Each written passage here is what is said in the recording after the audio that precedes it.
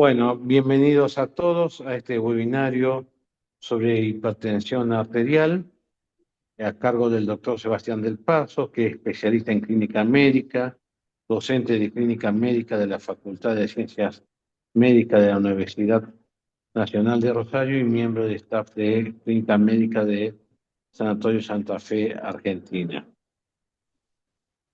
Esta es una actividad dirigida fundamentalmente a profundizar el conocimiento de la hipertensión arterial para colegas, médicos y profesionales de salud interesados y fundamentalmente con un enfoque en la atención primaria. Gracias, Sebastián, por tu presencia y te damos las palabras. Gracias, Guillermo. Gracias a los organizadores y al Colegio de Médicos por darnos el lugar. Bueno, voy a compartir la presentación.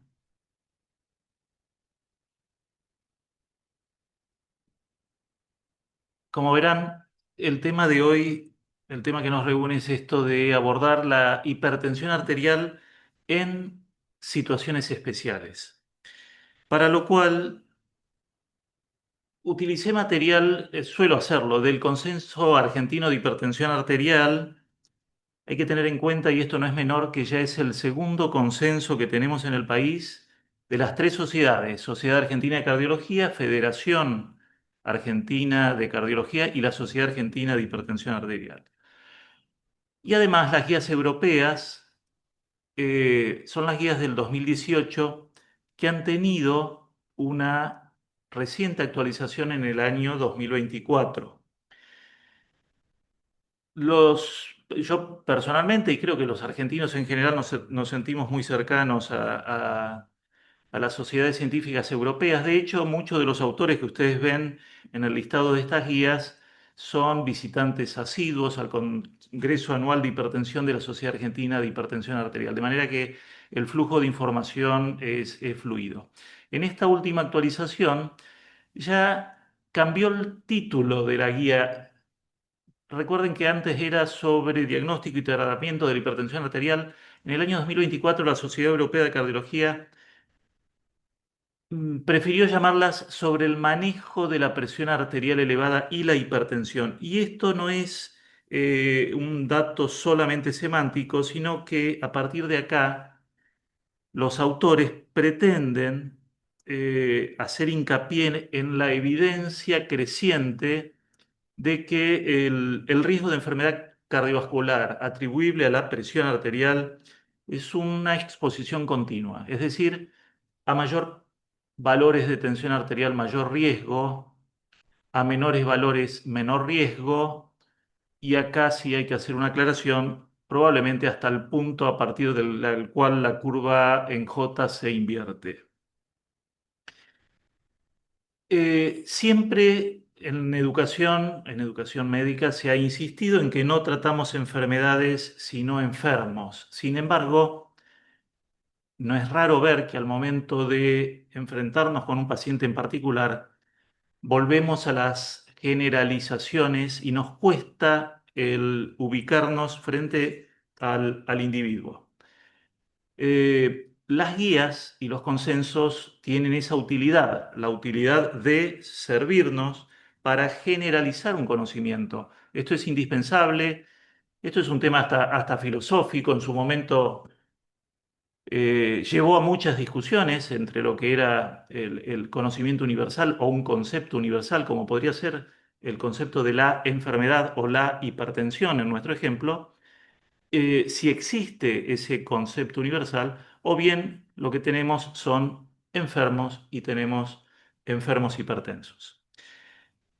Está claro, y cada vez más claro, que lo que debemos tener en cuenta es que nos enfrentamos a personas con hipertensión arterial, a individuos hipertensos, y que nuestra conducta diagnóstica y terapéutica va a depender sí o sí de ese enfoque. Para tener algunos datos, estos son los estudios RENATA, son estudios de observación propios del país, son argentinos. Recuerden que el RENATA 1 se publicó en 2012, el RENATA 2 en 2017, y lo que ya mostraba el RENATA 1 en la escala del gris, ese grupo de pacientes hipertensos tratados y no controlados, que en ese primer estudio alcanzaba casi al 30%, en el año 2017 eso empeoró.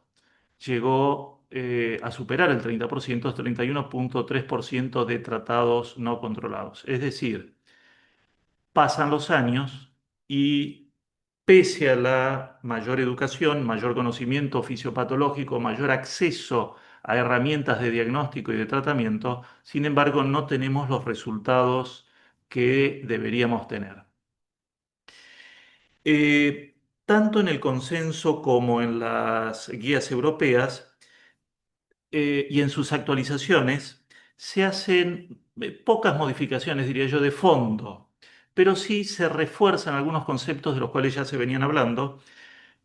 Uno de ellos, tal vez el más importante, es esto de valorar el riesgo cardiovascular individual al momento de tomar decisiones diagnósticas y terapéuticas. Valorar el riesgo individual.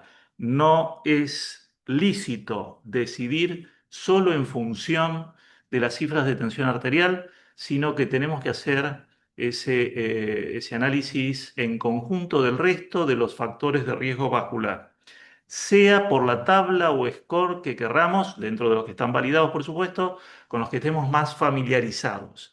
Esta imagen está puesta al solo efecto de ver que la presencia de diabetes ya transforma a nuestro paciente hipertenso en un paciente de alto riesgo. El solo hecho de sumar diabetes como comorbilidad transforma al hipertenso en un paciente de alto riesgo. Otras afirmaciones de las actualizaciones de las guías, de estas guías que estamos tratando, y que son muy interesantes, han sido, por ejemplo, reforzar cada vez más la utilidad de las mediciones de tensión arterial ambulatorias o de la automedida de la tensión arterial, incluso con un nivel de evidencia alto, 1B. Esto en educación llama un poco la atención. Por supuesto, estamos hablando de mediciones hechas con equipos validados, fundamentalmente equipos digitales. Digo llama la atención porque nos habíamos acostumbrado los de mayor edad, en algún momento se desestimaban las medidas ambulatorias de tensión arterial. Bueno, esto ha dado marcha atrás, cada vez más tienen valor los registros tomados fuera del ámbito del consultorio. Así como también, entre otros consejos, está el valorar e incluir en la valoración del riesgo, además de los factores de riesgo clásicos, a los nuevos o emergentes y aquellos llamados modificadores del riesgo vascular. Es muy interesante que acá está incluido, por ejemplo, el estatus socioeconómico del individuo. Las enfermedades mentales graves pueden ser modificadoras del riesgo, otras patologías como las enfermedades inflamatorias o la infección por HIV, por ejemplo. Y algo de lo que hablaremos al final de la presentación, la insistencia en que estos pacientes deben ser abordados por un equipo multidisciplinario. Entonces, a ese primer título que decía que hoy debíamos ocuparnos de situaciones especiales, yo acá quise agregarle un signo de interrogación. Porque si ustedes ven este listado, que es el listado que aparece en las guías, eh, prácticamente todas son situaciones especiales. Y uno podría decir, con riesgo de exagerar, pero no tanto, que probablemente cada hipertenso sea una situación especial. Y de esto, de algunos de estos casos, vamos a ocuparnos hoy. Estos son los fenotipos del paciente eh, que puede consultar para control o para el diagnóstico de su presión arterial. Es, digamos, aclarar si eso no es hipertenso. El paciente que acude para un control de salud al consultorio, los 4 fenotipos clásicos que se basan en la toma de la presión arterial dentro del consultorio y en forma ambulatoria, lo pueden agrupar en alguno de los 4 cuadrantes, ya sea el paciente que es normotenso, abajo a la izquierda, el hipertenso definido, arriba a la derecha, y luego las dos opciones que se van a convertir en casos especiales, como lo que llamamos hipertensión de guardapolvo blanco o hipertensión oculta. Ya veremos de qué se trata. Estos cuatro fenotipos, a su vez, pueden replicarse en los hipertensos tratados. Y esto es importante. En ese caso, el cuadrante de abajo a la derecha lo va a ocupar el hipertenso tratado controlado. En cambio, arriba a la derecha, perdón, va a estar el hipertenso tratado no controlado. Y a su vez podemos tener hipertensos tratados de guardapolvo blanco o hipertensos tratados ocultos. Tener en cuenta esto porque el solo hecho de tener un paciente medicado y con controles en consultorio dentro de objetivos no significa que no pueda estar descontrolado fuera del consultorio. Es una situación más rara, pero puede pasar. ¿A qué llamamos hipertensión de guardapolvo blanco? Bueno, se define como esa presión persistentemente elevada en la consulta, muy frecuentemente asociada a la reacción de alarma, eh, cuando su presión ambulatoria es menor a 130/80, es decir, hipertensos en el consultorio, normotensos fuera del consultorio. ¿Qué hacer con estos pacientes? Porque si recordamos en los casos de la clasificación de hipertensión en aquellos pacientes que estaban clasificados como hipertensos grado 1, donde había poca evidencia para el tratamiento farmacológico de ese grupo de hipertensos, menos aún hay evidencia para tratar de manera farmacológica a pacientes con hipertensión de guardapolvo blanco. Pero entonces, ¿para qué sirve diagnosticar esta situación? Primero, porque tiene una implicancia pronóstica. Muchos de estos pacientes van a ser hipertensos en el futuro. Pero además, porque en estos pacientes en particular, como en algunos de los otros incluidos en estas llamadas situaciones especiales, vamos a ver que es imperioso la evaluación cuidadosa del riesgo vascular. Les doy un ejemplo en base a lo que habíamos hablado recién. No es lo mismo si yo tengo un paciente con hipertensión de guardapolvo blanco correctamente definida, sin ninguna otra comorbilidad, que si ese paciente es diabético. No es lo mismo. Y menos aún si tiene daño de órgano blanco. Por lo tanto, en esas situaciones, más allá de considerar el tratamiento no farmacológico, las modificaciones en los hábitos de vida, muy probablemente ahí sí esté indicada la terapéutica medicamentosa. Esto de medir con frecuencia lo entrecomillé porque sabemos que hay pacientes a los que es preferible decirles que no se tomen la presión arterial, por lo menos que no lo hagan con frecuencia, para no generar mayor ansiedad y eso tal vez afectar la calidad de vida. El caso opuesto, recuerden el gráfico que vimos de los fenotipos, el caso opuesto a la hipertensión de guardapolvo blanco es lo que llamamos la hipertensión enmascarada o hipertensión oculta.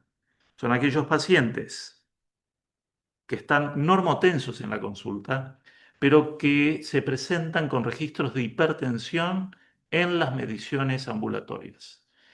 También se lo puede denominar normotensión de bata blanca. Como les dije, es menos frecuente, pero existe. Se calcula que un 15% de la población que concurre al consultorio para controlar su tensión arterial puede estar dentro de este grupo de pacientes.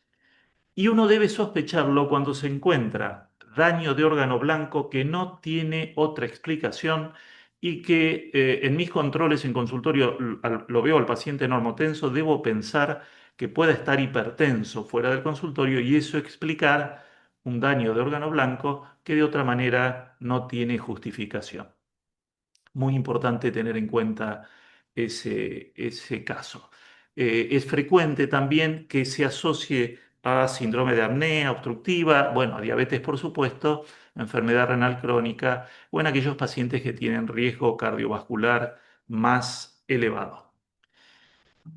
Generalmente esta hipertensión enmascarada se debe sobre todo a falta de control en la tensión arterial nocturna y acá ya empezamos a ver la importancia que tiene ese estudio que conocemos, que es el monitoreo ambulatorio de presión arterial, para aclarar algunas de estas situaciones especiales, por ejemplo, esta de la hipertensión enmascarada. ¿Qué ocurre en los ancianos o adultos mayores? Bueno, desde el estudio Haibet, el primer estudio que se dedicó al abordaje de la hipertensión en adultos mayores, un estudio que, si bien tenía algunos sesgos, después se criticó un poco la forma en que se seleccionaron los pacientes. Recuerden que se publicaron las conclusiones del Haibet en 2008. Ese estudio se centró en aclarar la pregunta de si había que tratar o no a los adultos mayores hipertensos. Y la respuesta fue sí.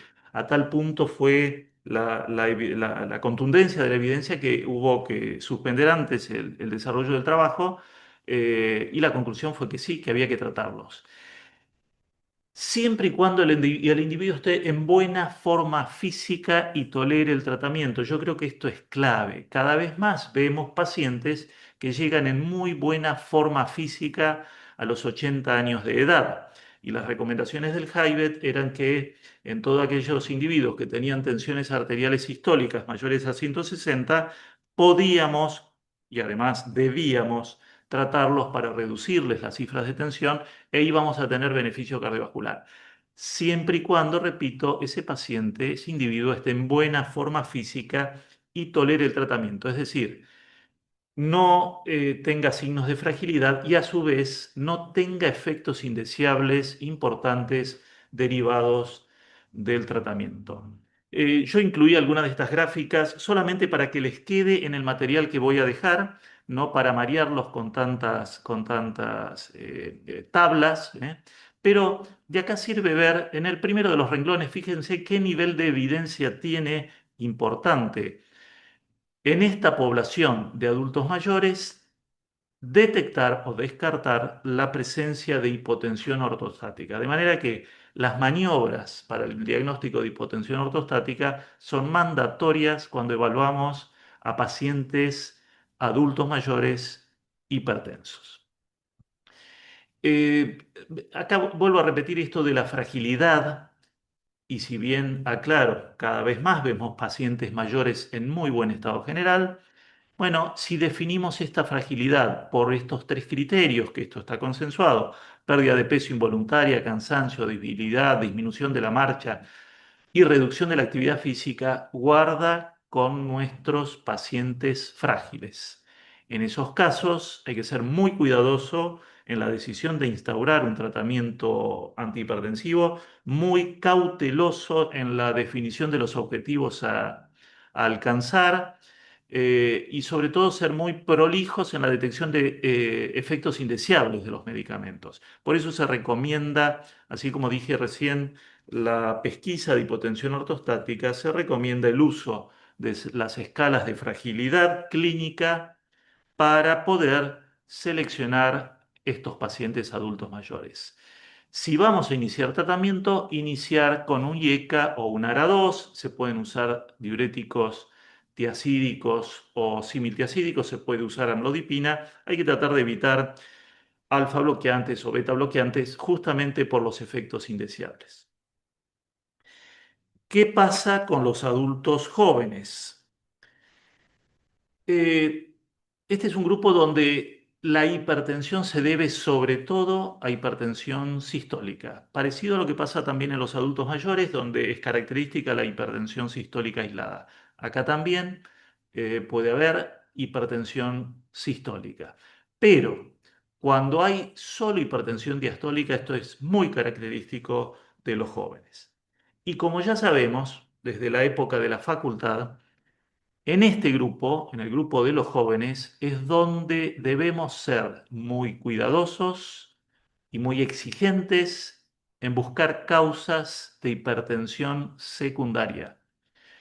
La prevalencia de hipertensión secundaria en el grupo de los jóvenes puede llegar a ser el 10% del total, con lo cual hay que aclarar, siempre es más frecuente la hipertensión esencial, la hipertensión primaria, siempre. Pero la frecuencia relativa de causas secundarias en este grupo aumenta hasta un nivel que justifica la pesquisa cuidadosa de las causas secundarias, por supuesto, siempre derivada de la clínica, que es la que nos debe orientar hacia qué patología buscar. No puedo hacer un cribado de todas las causas, sino aquellas que tengan un sustento clínico. Eso lo van a ver en este cuadro con un nivel de evidencia 1B. Entre otras causas de hipertensión secundaria, tener en cuenta, si bien estrictamente no se la considera hipertensión secundaria, pero sí tener en cuenta la obesidad en este grupo de pacientes y la posible presencia de apnea de sueño en los pacientes obesos.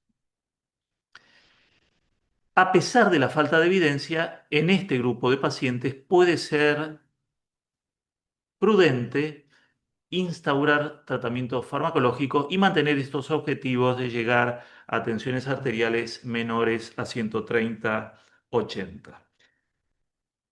Y hay que definir y resaltar que existe un grupo de pacientes, en general son varones jóvenes, altos o con físico desarrollado, generalmente deportistas y no fumadores, que suelen tener tensiones arteriales sistólicas a nivel braquial elevada y diastólica normal, o sea, sistólicas elevadas a nivel braquial.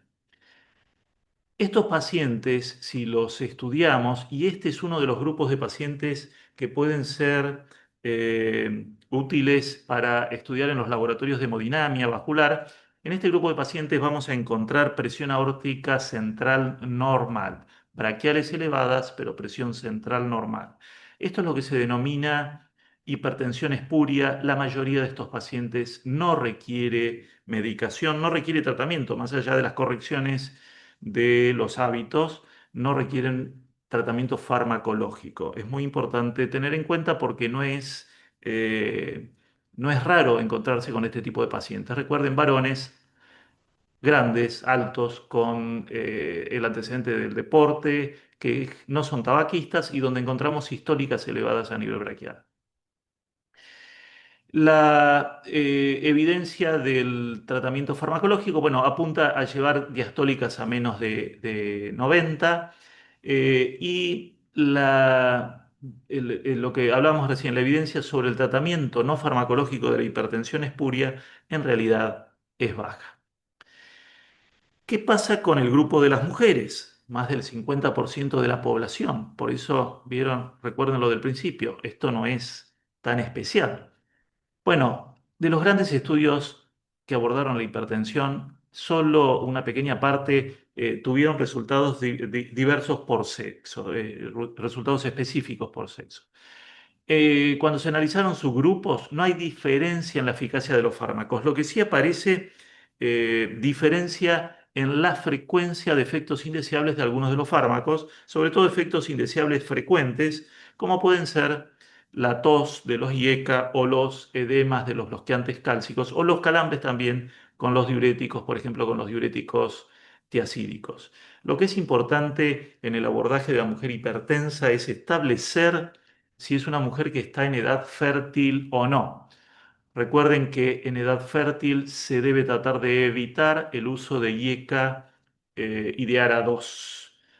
En el caso de la mujer en la perimenopausia o menopausia puede ser útil la tiazida, ya que aumentan la resorción de calcio y esto ayudaría a prevenir la osteoporosis. El consenso argentino adaptó este gráfico para el manejo de la mujer hipertensa en edad fértil, donde van a ver que los flujos se definen por la presencia o no del daño de órgano blanco asociado, por la existencia o no de un método anticonceptivo seguro y el deseo o no de estar embarazada. Y de acuerdo a eso se van a seleccionar las drogas a usar. Otro grupo es el de las mujeres que utilizan anticonceptivos orales. Mujeres jóvenes con anticonceptivos orales. Está claramente establecido que los anticonceptivos orales pueden provocar pequeños aumentos de tensión arterial, incluso llegar a desarrollar hipertensión arterial en un grupo de las usuarias. Por supuesto que esto se potencia si asocian otros factores de riesgo, como puede ser el sedentarismo, la obesidad, la dislipemia y ni hablar la presencia concomitante de diabetes. Por eso es importante tenerlo en cuenta. Esto es información que debe manejar el ginecólogo al momento de prescribir anticonceptivos, pero bueno, los clínicos, los cardiólogos, los médicos de atención primaria también debemos conocerlo porque no pocas veces llegan las consultas de mujeres jóvenes con anticonceptivo y la detección casual, accidental de registros elevados de tensión arterial. La drospirenona sola parece tener un pequeño efecto reductor de la tensión arterial, pero también hay mayor evidencia del riesgo de tromboembolia venosa con su utilización. De manera que es riesgo contra riesgo, yo diría, en este caso. Otro grupo de pacientes, mujeres con reemplazo hormonal. Bueno, acá no hay evidencia suficiente de que la terapia de reemplazo hormonal, por lo menos las hormonas que se usan con mayor frecuencia en este momento, provoque aumentos significativos de la tensión arterial en las mujeres menopáusicas. Es más probable que se trate de hipertensas ya conocidas. Por lo tanto, la terapia de reemplazo hormonal no está contraindicada para mujeres menopáusicas hipertensas. Nos obligará a un control tal vez un poco más estricto, pero de ninguna manera hay contraindicación para su utilización. De nuevo, es importante la valoración completa del riesgo vascular. Recuerden la calificación del resto de los factores de riesgo vascular, tanto de los clásicos como de los emergentes. Poner a sus pacientes en alguna de las tablas de riesgo, sobre todo teniendo en cuenta que ya estamos, en este caso, en menopausia. ¿Qué pasa con los distintos grupos étnicos? Bueno, esto tal vez lo vemos como un problema todavía menor en nuestro país. Es probable, los pacientes de grupos étnicos diferentes al predominante todavía son menores, pero cada vez va a ser un problema mayor y de hecho lo es en el primer mundo. Fíjese lo que le sucede a los europeos, esto está tomado de sus recomendaciones. Ellos tienen una inmigración importante de pacientes de raza negra del África subsahariana.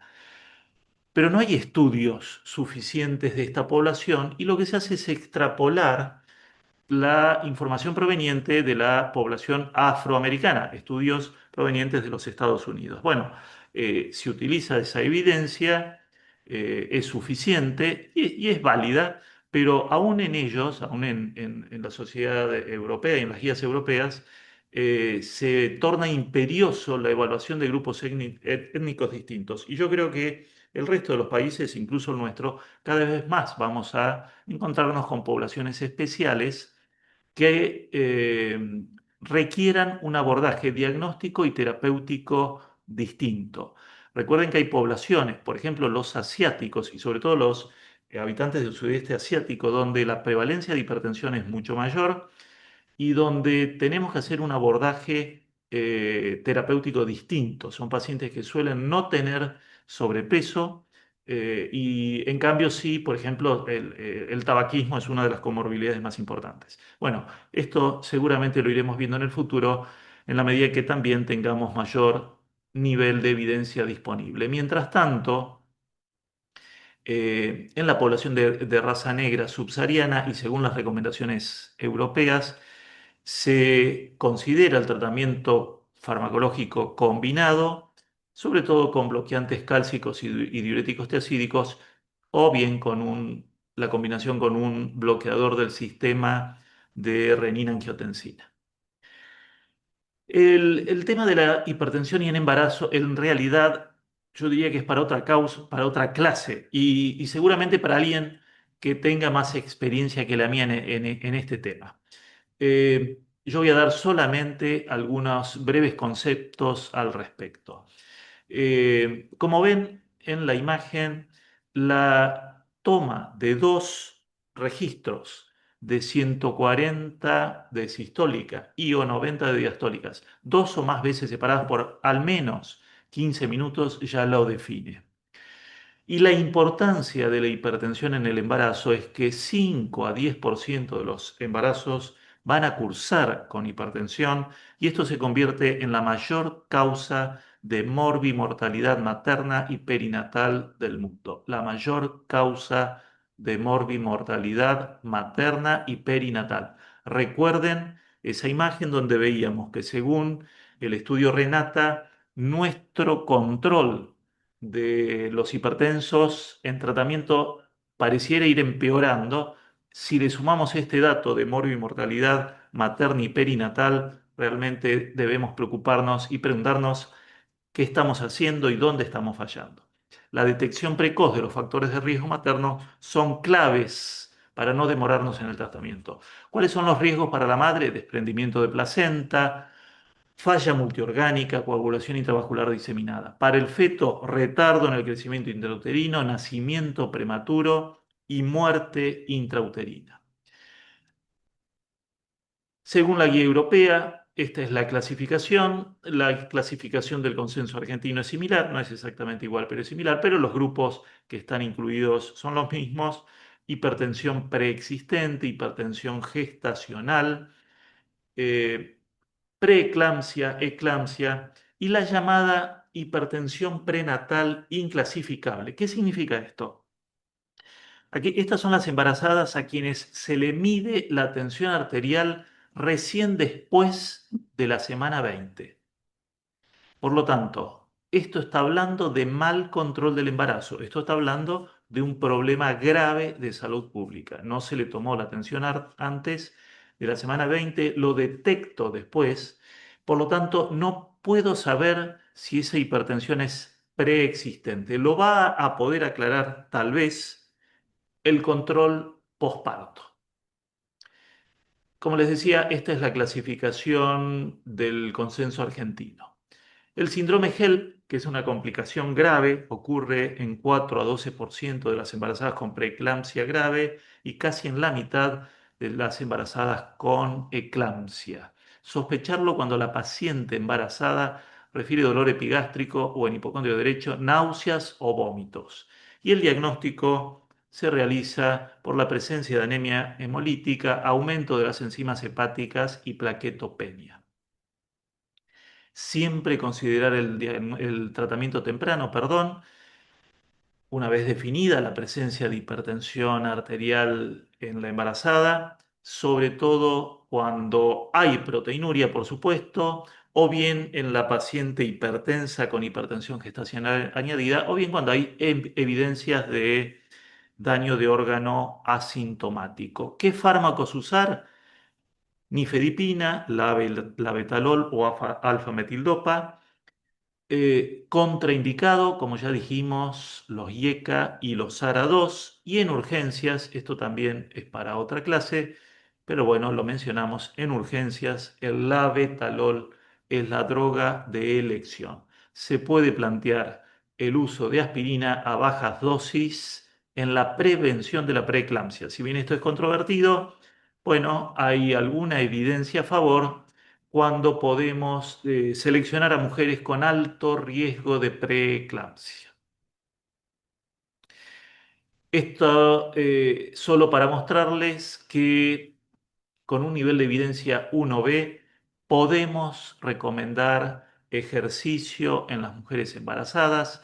Esto se convierte en otra de las medidas de prevención de la hipertensión arterial. Puede colaborar con la prevención de la hipertensión arterial siempre de acuerdo con el obstetra de cabecera. ¿Qué ocurre en el grupo de pacientes con apnea obstructiva del sueño? Bueno, está bien documentada la asociación con hipertensión, sobre todo con registros nocturnos de hipertensión arterial. No está claro si hay que estudiar a todos los pacientes con hipertensión resistente. Es decir, cuando estudiamos a la hipertensión resistente y definimos primero a qué llamamos hipertensión resistente, sabemos que una de las causas de la resistencia es la presencia de apnea obstructiva del sueño. Sin embargo, no está claro si es costo efectivo estudiar a todos los pacientes resistentes, pero sí realizar por lo menos un mapa o la oximetría nocturna. Sí o sí, se recomienda la pérdida de peso y la práctica del ejercicio. Y es contradictorio si tratar la apnea obstructiva, el uso del CPAP, por ejemplo, va a ayudar al control de la hipertensión arterial. Eh, no hay evidencia que lo avale, pero tampoco uno puede decir que no. De hecho, la mayor evidencia del uso del CPAP en cuanto a sus beneficios refieren sobre todo a la calidad de vida, al bienestar que el paciente refiere luego de un sueño de mejor calidad. Por lo tanto, eh, yo diría, el uso del CPAP en estos casos de apnea obstructiva del sueño severa, es decir, cuando está correctamente indicado, ya está justificado. Y si eso además, sumado al descenso de peso y a la práctica de ejercicio, ayudan al control de la hipertensión arterial, bueno, bienvenido sea. Los pacientes con enfermedad renal crónica son pacientes habitualmente hipertensos. Acá estoy usando un término no médico que es esto de habitualmente, pero bueno, ustedes me van a entender. Con frecuencia los pacientes renales crónicos presentan hipertensión arterial.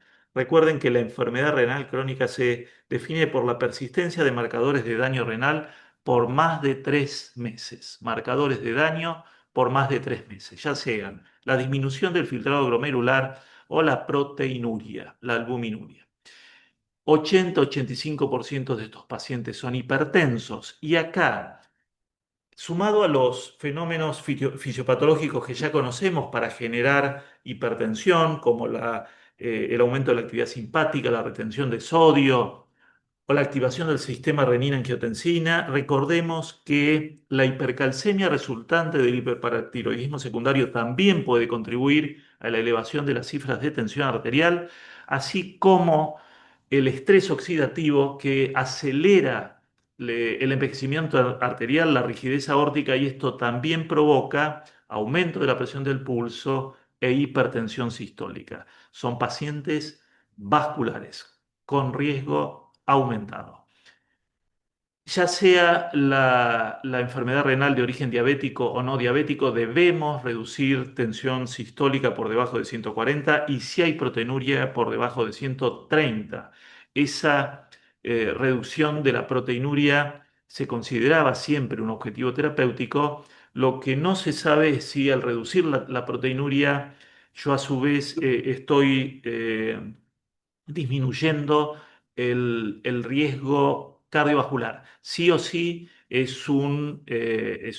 provoco beneficio a nivel de función renal, probablemente también a nivel cardiovascular, pero acá todavía la evidencia es insuficiente. Y como otra medida, la restricción de la ingesta de sodio a 5 gramos por día.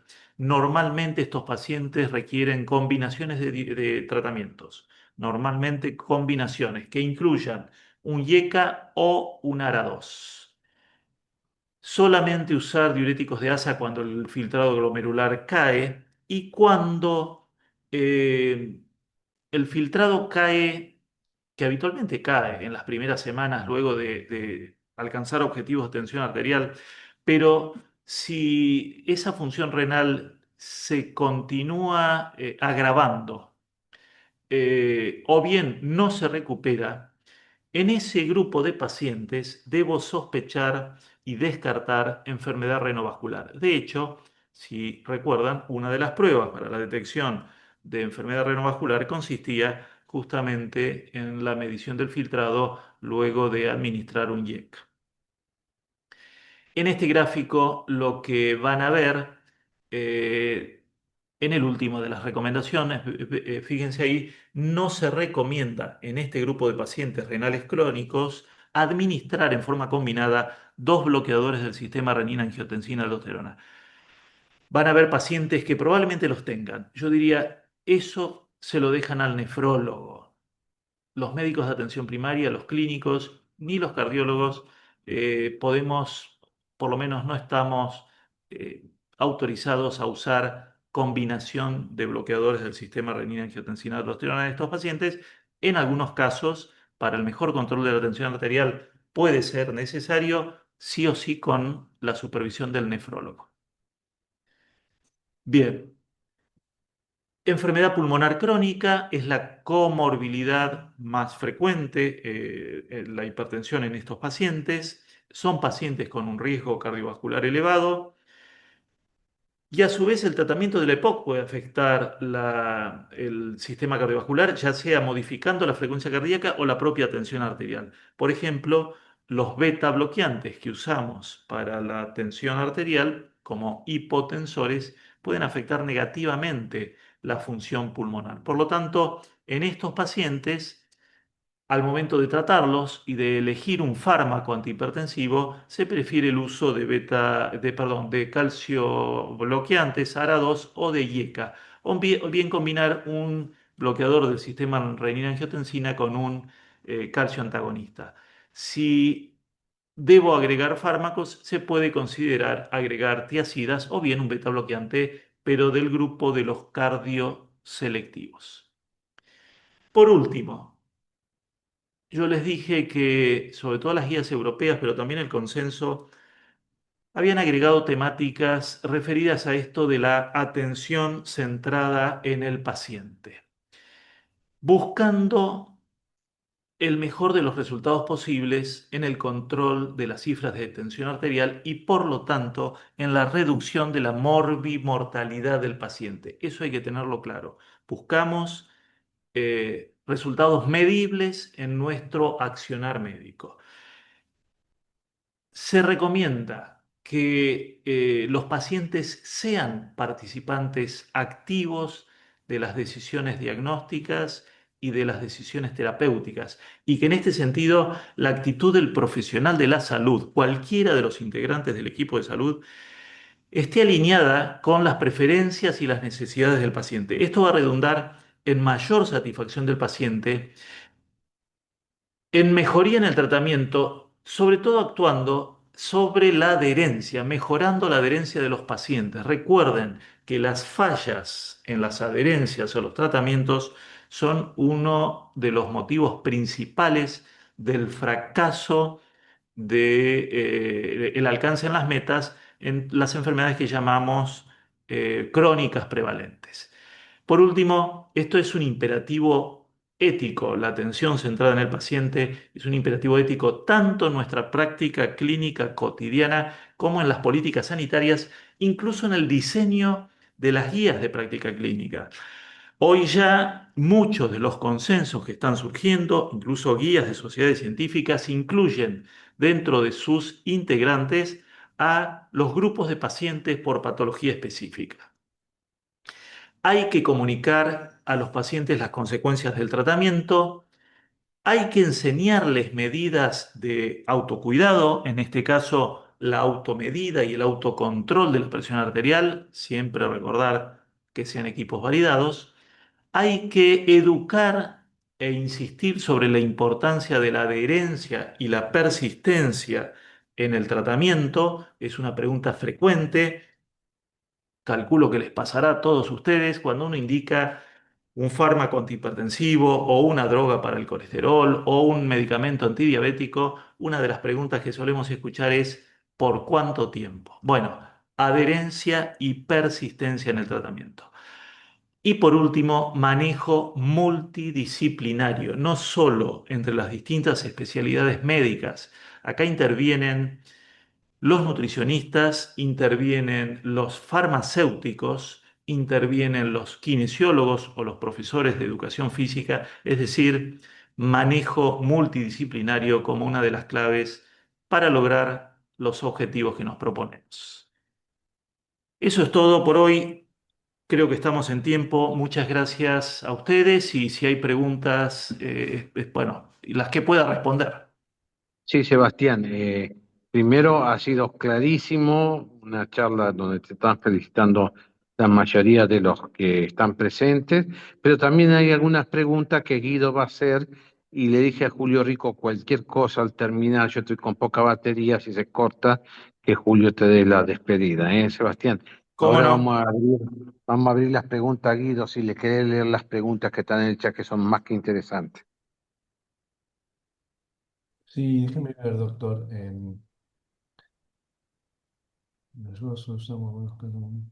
¿Qué estudios complementarios solicita en caso de... Esta pregunta Mariela Perezón. ¿Qué estudios complementarios solicita en caso de sospecha de HTA secundaria y en pacientes monorrenos hipertensos? ¿Qué fármaco sería el más adecuado? A ver si entendí bien la pregunta. Porque la pregunta dice, pacientes monorrenos hipertensos, ¿qué fármacos serían más adecuados, verdad? A ver, pero también había una parte de la pregunta que dice qué estudio solicitaría por sospecha de hipertensión secundaria. ¿Es así, Guido? ¿Cómo dijo, doctor? Disculpe. Vamos a dividirla la pregunta. Hay una parte que dice pacientes monorrenos hipertensos. Claro, hace dos preguntas. Una dice, ¿qué estudios complementarios solicita en caso de sospecha de HTA secundaria? Y después Sí, sigue, y en pacientes monorrenos hipertensos, ¿qué fármaco sería el más adecuado? bien. Con respecto a la hipertensión secundaria, cuando hablamos recién, sí o sí la pesquisa de hipertensión secundaria debe estar basada en el cuadro clínico del paciente. Hay causas de hipertensión secundaria que son evidentes ya desde el interrogatorio. Pensemos en el uso de medicamentos que pueden ser causantes de elevación de la tensión arterial, por ejemplo, corticoides, o bien el uso de drogas ilícitas. Es decir, esto ya aparece en el interrogatorio.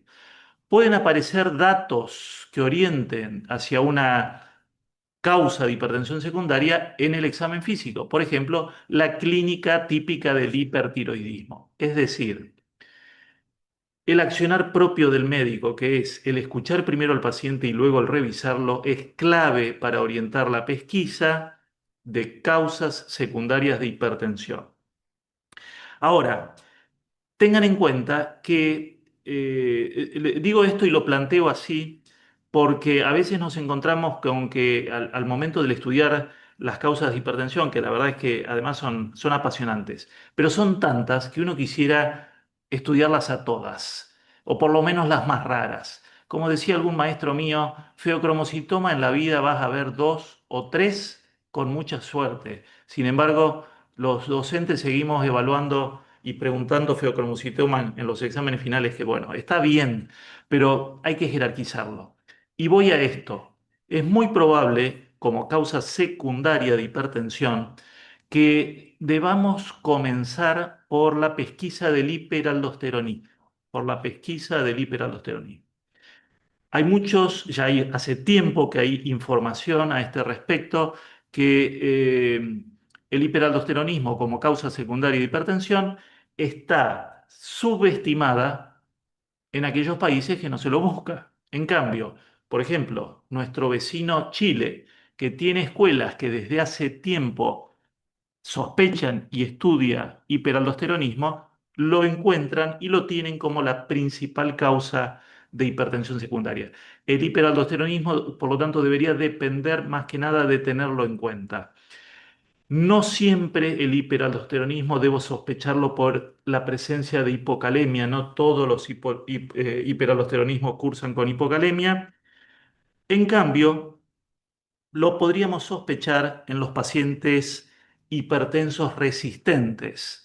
No es el tema de hoy, pero recuerden que se definía hipertensión resistente cuando usábamos tres fármacos a dosis óptimas, uno de ellos un diurético y no lográbamos objetivos. Bueno, autores que dicen que deberíamos agregar un cuarto fármaco, un antialdosterónico. Y recién ahí, si no hubiera respuesta, podríamos definir la hipertensión como resistente. Y si la hubiera, podría hacernos pensar que se trata de un hiperaldosteronismo. ¿Hay otra pregunta, Guido? Muchas gracias, doctor. Estoy viendo, no sé si es una pregunta porque no tiene signo de pregunta, pero por ejemplo, Viviana Parra dice, excelente charla, Seba, la guía de hiperaldosteronismo primario 2025 de Endocrine Society recomiendan descartar el mismo en todos los hipertensos, no solo en HTC resistente o hipocalemia o personas jóvenes. Después que Ahí dice, ¿qué está. dicen las guías de HTA? Pero no sé si es una pregunta o una afirmación. Bueno, lo que dice la doctora Parra es excelente, primero porque lo dice una persona autorizada, pero es esto que veníamos hablando, la necesidad de descartar el hiperaldosteronismo y de considerarlo la causa más importante de hipertensión secundaria, no esperar a que haya hipocalemia. Se cree que la mitad o menos de los pacientes con hiperaldosteronismo van a tener la hipocalemia, por lo tanto hay que buscarlo, y si lo buscamos seguramente lo vamos a encontrar y se va a posicionar como primera causa. Pero no quiero dejar de jerarquizar el concepto anterior. La sospecha sobre el origen o la causa de la hipertensión secundaria debe basarse en lo que el paciente relata al momento de la entrevista o en lo que encontramos en el examen físico, ¿eh? Hay datos clásicos de la semiología que son los que nos pueden orientar. Debemos basarnos en eso. Uno no puede pedir todos los estudios que existen, siempre hay que orientarlos en función de la clínica. Excelente, doctor, muchas gracias. Y no veo más preguntas, esa fue la última. Lo que sí veo son muchos agradecimientos y felicitaciones. Pero preguntas propiamente dichas no veo ninguna. No sé si alguien quiere aprovechar ahora para hacer alguna última pregunta por el chat. Si no, podemos ir dando por finalizada la presentación del día de hoy. ¿Alguien tiene alguna otra consulta? La puede escribir por el chat o levantar la mano para solicitar audio y hacerla verbalmente. Levantaron la mano. Ah, no, la bajaron. ¿Alguien quiere? Mariano Arriola. Hola Mariano, buenas noches. Podés hacer tu pregunta si querés, podés activarte el audio. Mariano, que haga un aporte, no una pregunta. Este, tal vez se equivocó porque yo veo la mano levantada, no sé si era con intención de pedir la palabra. Aquí el doctor Serrano le pregunta, paciente monorreno, ¿cuál es el tratamiento más adecuado? Bueno, esa probablemente sea una pregunta para el doctor Arriola. Ha visto que estaba ahí levantando la mano. A ver, más allá de ser monorreno, sí o sí depende del filtrado glomerular, ¿verdad? Uno debe buscar el bloqueo del sistema de renina, angiotensina, aldosterona, pero debe ser mucho más cauto en el control de la función renal, mucho más cauto en el control de la función renal. Un poco se mencionó cuando dijimos que el agregado de un bloqueante del sistema renina puede provocar inicialmente una caída del filtrado. Esto tiene que ser transitorio, porque si vemos que esa caída del filtrado se sostiene en el tiempo o bien se agrava con el tiempo, ya hay que pensar que puede haber patología renovascular agregada y en ese caso el bloqueo del sistema renina-angiotensina puede ser contraproducente y deberíamos elegir un bloqueante cálcico en ese caso.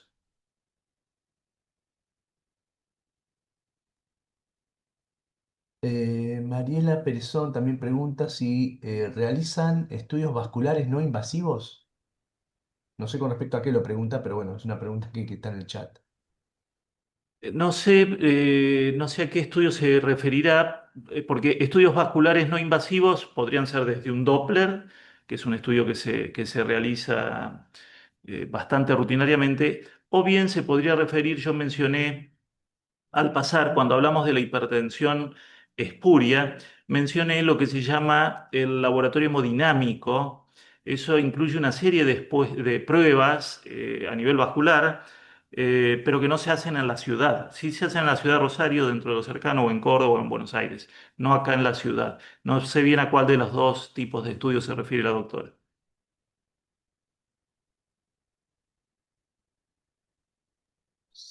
Sí, no, bueno, si quiere aclararlo en el chat, ahí Mariano, si quiere, Mariano Arriola puede Ah, hablar. lo hemodinámico, acá dice la doctora lo hemodinámico. Ah, Bueno, esto es, por eso se habla del laboratorio hemodinámico. La gente del Austral, tal vez fueron, de la Universidad Austral, fueron de los pioneros, pero se hace en Rosario. Esto incluye, como mencioné en la charla, por ejemplo, la medición de la presión aórtica central, la rigidez arterial, la velocidad de onda de pulso. Es decir, hay varias variables que son interesantes al momento de la investigación, son interesantes en algunos pacientes en particulares, como pueden ser estos jóvenes hipertensos. La utilidad clínica, cada vez que hay un congreso de hipertensión, hay alguna mesa o panel donde se discute sobre la utilidad clínica del laboratorio de hemodinamia, pero bueno, en ese grupo de pacientes jóvenes donde sospechamos hipertensión espuria, es uno de los grupos donde puede ser útil el análisis hemodinámico. Podría ser también en por lo menos algunos de los pacientes hipertensos resistentes, donde el laboratorio hemodinámico puede orientarnos a la selección del tipo de antihipertensivos.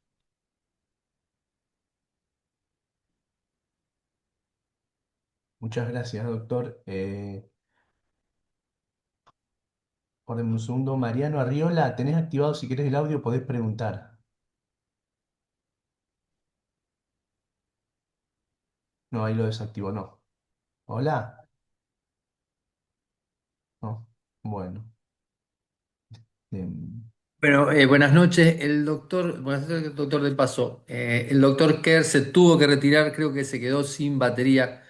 Julio Rico lo habla. Muchísimas gracias por la clase. Me pidió que, bueno, los agradecimientos del caso. Y decirle que, bueno, que desde ya muchas gracias y que aquel que necesite el certificado se lo puede pedir a Mariana. Ahora vamos a pedir y tiene un pequeño costo de 2 estampillas por las dudas para aquel que lo quiera o necesite el certificado del webinario. Gracias, Julio. Gracias al Colegio de Médicos y bueno, al doctor que también, por supuesto. bueno, de esta manera, no viendo más preguntas, le agradecemos su participación, doctor del Paso, por compartir sus conocimientos con nosotros. Le agradecemos mucho y bueno, damos por finalizada la clase magistral del día de hoy. Muchas gracias a todos. Gracias a ustedes.